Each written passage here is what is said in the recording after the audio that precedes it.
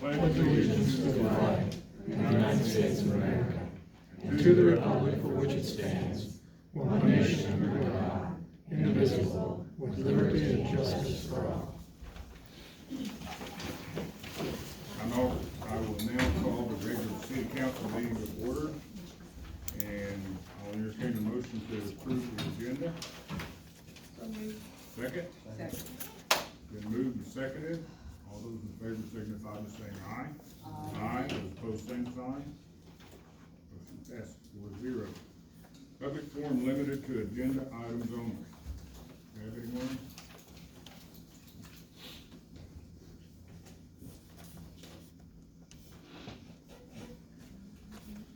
So what I just gave the mayor is a letter of support signed by 50 individuals from our community to apply for a grant for a hike and bike trail in town. All those people really believe that it would be a great benefit to continue to attract families, young families, to our community, and it also provides a safe alternative to walking on the streets in town, whether that be out for an evening walk or out for a bike with your kids. And if we can have an ability to offset costs of doing something like that, paid for by a grant, we should definitely look into using those dollars, because if they don't come to our community, they're going to another community. So, like I said, that's a list of 50 supporters in our community that were collected in support of that. So, Okay. thank you. Thank I you. have a question. Yeah. We got a trails thing on our agenda. Are you requesting something along those lines, or is it a separate deal? Yeah, just in regards to whatever the discussion, wherever that discussion may lead, folks in support of looking down that path. Okay. Thank you. Okay, number 5, approval of the consent agenda. I'll entertain a motion. So moved. Second? Second. Been moved and seconded. Any further discussion? Questions? There being none, all those in favor signify by saying aye. Aye. Those opposed, same sign. Motion carries 4-0. Number 6, ordinance 1481, street dance beer gardens. Tiffany? In your packets, we have prepared, per Josie's request, what was it, last meeting or the meeting before, council approved the street dance, event downtown. So, the next step is she's wanting to extend, or she's wanting to do beer gardens for the event. In the packet, there is a map in there, showing the location of those, and it states it on the ordinance as well. It's in front of her old business and Casadores Mexican restaurant on that block, and then one block down in front of her current business, as well as Edward Jones. Okay. Josie, you're on the agenda. You want to speak? Sure. We just look forward to having some fun events in the community, and look forward to having a good time downtown. Okay. Any questions from the council? Okay, thank you. Thank you. I entertain a motion to approve ordinance number 1481, street dance beer gardens. Second? Second. Been moved and seconded. Any further discussion? All those in favor signify by saying aye. Aye. Those opposed, same sign. Motion carries 4-0. Thank you. You're welcome. Excuse me. Resolution 21-17, sales land for RV storage project. Randy or Margot, who wants to go first? What you have in front of you this evening is resolution 2117, and basically it allows us to compile a sales agreement, to move forward on compiling a sales agreement for the consummation of the sale of the lot up in the Vaught Industrial Park. There are conditions of sale that are qualified in that resolution. We would intend to include those in the sales agreement. Ms. Unruh became ill today and isn't here to advocate for herself, and I believe Mark is out of town. Busy, yeah. So, the sale price is the offer price is $17,000. My my recommendation would be to accept that, but only as a sale. I would not be entertaining the idea of a lease purchase. In my mind, if the city of Marion is the financier of last resort, that's probably a risk that we don't want to be taking. I would prefer that they secure private financing for that. So that's my recommendation. I think Margot has some other things to Okay, provide too. Margot? We believe that, their best path for zoning would be to apply for a conditional use permit. Of course, your agreement with them would be contingent on it being approved for zoning. We don't actually have anything in our regulations that specifically, refers to RV boat storage. But we have, transportation vehicle storage such as trucks and buses. And then as far as their, open shed, that could be handled as a condition of the conditional use permit. They could be allowed to do that way. I'll remind you that, conditional use permit comes back to you as a recommendation from the planning commission. And you guys then can either accept our recommendation or, deny it or send it back. So, that's what we're thinking on that. I did have Darren review their sketch and make some adjustments on their, measurements.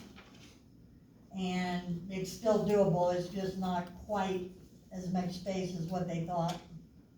So, if you have questions, I'm glad to answer questions. Okay. Any questions? I have a few. First of all, I'd like to know, and this probably goes to Randy, how did we decide on the price? Is that just an offer, or did we use the incentive? That was an offer, and we kind of compared that to the incentive for the full price of the lot and arrived at a discount. Okay. And it's my belief that this A discount is, 40% discount, is that correct? I'm sorry, you're tracking over me. It was my recommendation that we accept this offer. Okay, and this is a 40% discount that we gave them when they didn't have any points on the incentive chart? I don't know, I'd have to do the math in my head from, I think, 24,000 to 17,000, It was 27,000, I think, whatever the math shows. 40%. Okay, what are the terms of the sales agreement? We don't know that yet. All we've asked for is for the ability to go work one up with the conditions as specified in the resolution. Okay, will the sales agreement come back to the council for approval? Absolutely. I mean, the council is the only one who can make a decision on selling city property. Okay, is there gonna be any restrictions on this property? Say, what happens if they buy the property and decide that this is not gonna work for them? Can they turn around and sell it? We can work that into the sales agreement if that's a concern of the council. It is a concern of mine. Well, I'm sure we put in the, excuse me, in the sales agreement that they would have a certain amount of time to build those buildings, Yes. and if they don't, then the land should revert back to the city. Would that be a proper statement for a real estate contract, Susan? Yes. So that would pretty much take care of that portion of it. Okay, and Mark Unruh is not gonna use this as a storage shed for his Airstreams, is that correct? That's my understanding. He's made the comment and commitment over and over that this is a RV storage place for people to rent those spaces.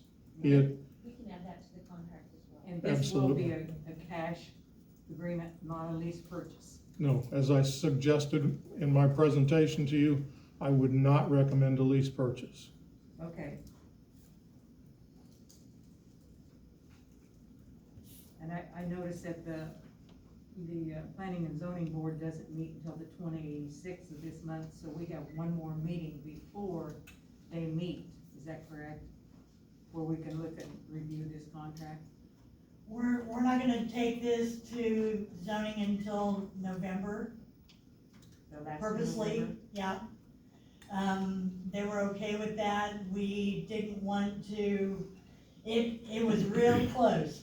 If we got it in this week, it was exactly 20 days, and, you know, I would've had to have told them if something was a hiccup today, I wanted to pull it, cause I had to get it to them by noon today, so we just decided not to be in such a crazy hurry, and they were okay with that. So we got everything the way it should be. And then I guess my last question is, does this really have to be done as a resolution? I looked in the city's library and couldn't find any real resolutions on sales agreements. I think what he's looking for is guidance that says, yes, you can go ahead and this is the sale price. And I know that we've done this in the past as to how we go about selling property. So there's something that says you agree to it. Okay. The buyer needs some kind of commitment to even start their search for financing. And since we don't have a written contract, this kind of helps them go to a bank to look at financing. Well, my only concern is that it will come back to the council, because when I talked to you Friday, you said I'd see it after it was inked, and that means signed. Is that correct? That's right, I can't provide something to you that hasn't been created.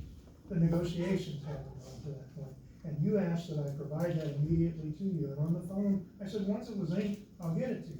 That's how you all get information constantly from this office. What are you, You get draft copies of all kinds of stuff. You have information as the elected officials that come to you that you have to keep confidential, but you have the insights to them and the understanding. That's what I told you.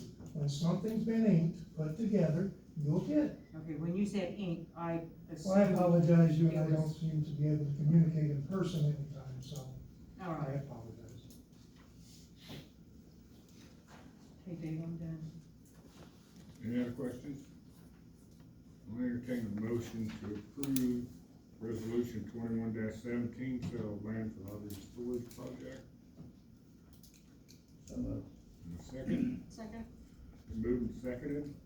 Any further discussion? All those in favor signify by saying aye. Those opposed, same sign. Motion carried, 4-0. Number 8, designation of voting delegate to the Kansas Power Pool. Tiffany? To stay in compliance with the Kansas Power Pool operating agreement, the Kansas Power Pool has their annual meeting each year, and their agreement states that each member city will designate a representative for their city and one or more alternates for their meeting. So that would be just who we want to represent for the city at their annual meeting. And we have, I would recommend John Wheeler as a representative voting delegate, Roger as an alternative, and David as an alternative as well. Okay, any questions? Then I'll entertain a motion to approve John Wheeler as a representative voting delegate, Roger Holker as the alternate, and myself, David Mayfield, as the alternate for the Kansas Power Pool. So moved. Second, Second. any further discussion? All those in favor signify by saying aye. Aye. Those opposed, same sign. Motion carried, 4-0. Number 9, discussion of health care and dental insurance through KNET. Roger? This evening, council, I bring to you, the results of the task force. Kansas Municipal Insurance Trust was established to create the workers' compensation coverage by cities banding together in order to use a larger collective bargaining tool to get better rates. We've been a member of that, and when we made our initial move, saved us about 30% of the premium that we were paying. So the pool put together a task force trying to determine, would it be feasible for municipalities to group together to become a larger bargaining group to go to Blue Cross Blue Shield, instead of, in our case, we're a group under 50, so we have no visibility to claims history or even what pool we're being included in on the rates that we receive. So the task force was put together, surveyed the cities. It came back that there is sufficient interest in order to form a pool and to leverage the best possible pricing. We needed to have at least 500 souls included by the cities that would be interested. So that process has gone through, and now to the point, there were cities with 50 full-time equivalency. They had 843 employees. Of that, 173 of them were in grandfathered status plans, which were a grandfathered status plan. And then there's 19 cities that have 338 employees. So the grand total was 1,354. Unfortunately, there's 22 cities of the group that was surveyed that will not be eligible to participate for the launch of this group. And basically, their claims to premium ratio is too high for us to get a favorable rating from Blue Cross Blue Shield. So the task force that came in is asking those cities that have been offered to be included in this, if we're truly willing to go ahead and move forward. Now for us, because we're a grandfathered plan, it's one of those things, once you elect to move away, you can't go back. In 2021, when we did the renewal, it was going to cost us 30% to go to a non-grandfathered plan. Now for the city, the advantages really come down to a grandfathered plan. You cannot change the benefits to your employees. You can't change their contributions greater than 5% at any given time. So in our case, we've, since 2010, prior to that, for employees, we provide the entire cost of their medical, and we cover 25% of the family or children cover. Okay? So we've not been able to consider moving that to give us flexibility in the price.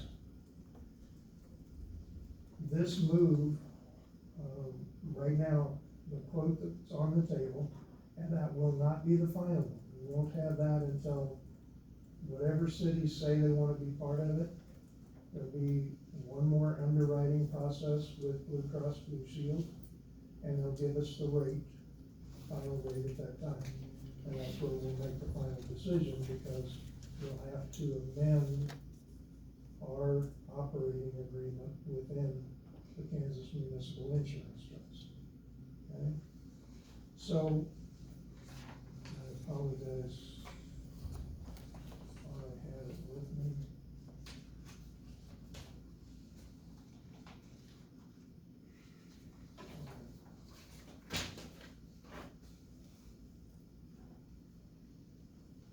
Okay, the increase was going to be 30.75% if we were going to make that move on our own in 2021.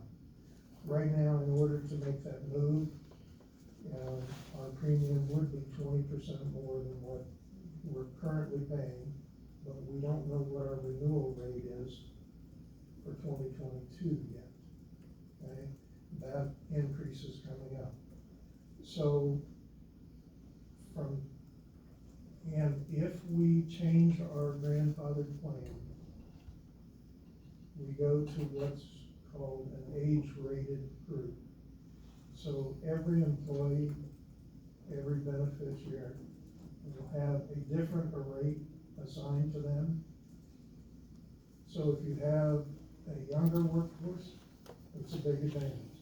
If you have an older workforce, it's a disadvantage. By making a move away from the grandfathered plan under the KMAP, everyone receives the same rating, same cost per employee for whatever city. So if you're a large city, you're gonna pay the same rate as a small city. For the cities that are being included, there's some of these cities that are small, they have 2 employees that have healthcare. So the age rating, we see that as a benefit for us. One of the future situations for our group, right now, we're above the 20 level of employees. Whenever your group of insured drops 20 and below, you become part of a group that is rated and basically secured with Medicare. So it impacts how you get rated based on the size of your group. Today, we're at 22, we've been as high as 28. We do have 6 unfilled positions in the city, which if we get those filled, it's not a concern. But I just wanted everyone to be aware of that. It allows complete access to all benefits for employees that were mandated under the Affordable Care Act in 2010. Currently, ours are predicated on what benefits we had in place in the year 2010. The city, I mentioned this, we will be able to adjust employee contributions should that become necessary. Being part of the larger group, we'll gain access to the claims history and then be able to validate what future increases are going to be, because our brokers will work directly with Blue Cross Blue Shield and analyze that. One of the benefits that KMIT provided us on workers' compensation is that they provide education to our organization at no charge. So it would give us additional health training, health education initiatives if we move forward. It would reduce our exposure to a major claim because then we'd be part of a larger organization. If we were to have a large claim today, it will impact where we're at. God has blessed us with a healthy team, and we've not had any catastrophic events, at least since I've been with the city. Being part of the larger group in theory affords us greater bargaining power. And the one thing that we pick up, and this is also part of the liability, the coverage for the employees today, we've been able to maintain the options where they got everything across the board exactly like we were able to give them today, with one exception. The deductible to use the emergency room will go from the $100 level that we have today. The employee has to pay $250 deductible, okay? But we don't have any accidental injury coverage that pays above where ACH would give us $1,000 accidental coverage. So if they go to an emergency room because of an accident, the $250 change is not of an issue. If they're going there because they've got a cold or a fever or, okay? And it's, the healthcare industry as a whole drives behaviors based off of how they're doing this. They're trying to get people to use the urgent care and things like that rather than tie up ERs for it.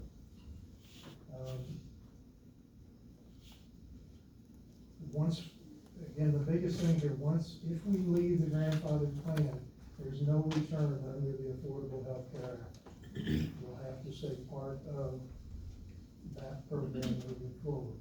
And our status could remain in place until the last employee that that was covered in 2010 leaves employment. We have 4 employees that were here in 2010, so it's not an immediate risk. And then, we're currently control our future rates based on our utilization and then the healthcare knowledge of our employees and how they're using the plan. We'll be rated, if we went with KMET, we'd be rated on that entire group. So we're looking, the city council, Tiffany was on the phone calls with me. The pool would like for us to express either our intent to participate by next Monday, or if we've elected not to move further in this process. If we do the attempt to do that, I mean, we're not locked in. We're not locked in. Okay. The lock-in point would be where they give us the final rates.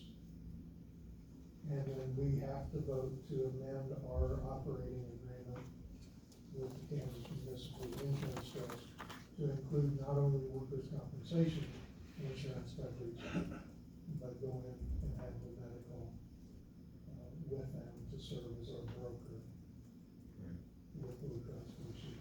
Going back to where you said that we don't know rates, and you just kind of now explained that, but as more cities join, is that most likely that the rates will decrease somewhat with more cities joining than less?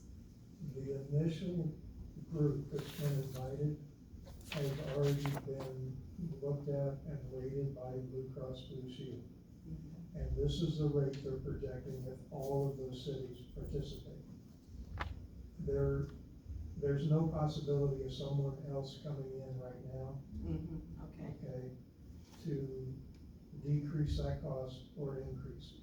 Okay. What will adjust that is if we have, I'll just use a large city that has a very good performance rating, elects not to come in, that could impact So us. it could go up at that point. Could go up, could go down. You still won't move a lot because they're, I like the idea of regardless of age, it's the same rate. I just,